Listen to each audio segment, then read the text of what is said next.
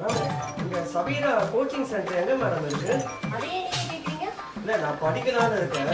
முதல்ல உங்க மூஞ்ச கண்ணாடில பாத்தீங்களா? கண்ணாடில பாத்துட்டீங்க. மேடம் எனக்கு கல்யாணம் ஆகி 2 பசங்க இருக்காங்க மேடம். அவங்க காலேஜ் படிக்கிறாங்க மேடம். அவங்களே காலேஜ் போகும்போது நான் போகக்கூடாதா? அண்ணே நீங்க காலேஜுக்கு போங்க, ஸ்கூலுக்கு போங்க. அதையும் ஏன் வந்து சொல்லிட்டு இருக்கீங்க? எனக்கு 2 தங்கச்சி இருக்காங்க. சரி. நான் அவங்க தங்கச்சி மாதிரி தான் நினைச்சேன். அதான் நான் அப்படி சொன்னேன். அண்ணே உனக்கு எங்கேயாவது மண்டையில மசாலா இருக்கா? ரோட்ல போற என்ன போய் தங்கச்சின்னு சொல்ற? மேடம் விழுப்புரம் போகிறது பஸ் ஸ்டாண்டுங்க இருக்குது. ஐயோ இப்பதான் ஒருத்த வந்து பிளேடு போட்டு போனான். அது உள்ள நீயா? மேடம் ஒரு பிளேடு போட்டாங்க. அவங்க 1 2 பார்த்துக்கோங்க. நான் சார் 1 2 பாப்பீங்க. என்ன சண்டை போட வந்துருக்கீங்களா?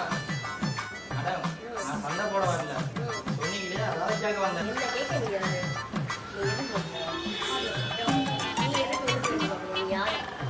மேடம் நீங்கள் பார்க்கறதுக்கு என் ஒய்ஃப் மாதிரியே இருக்கீங்க. தான் கேட்டேன்.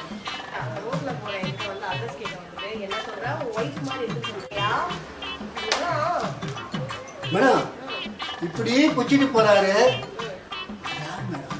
நீ யார் முதல்ல?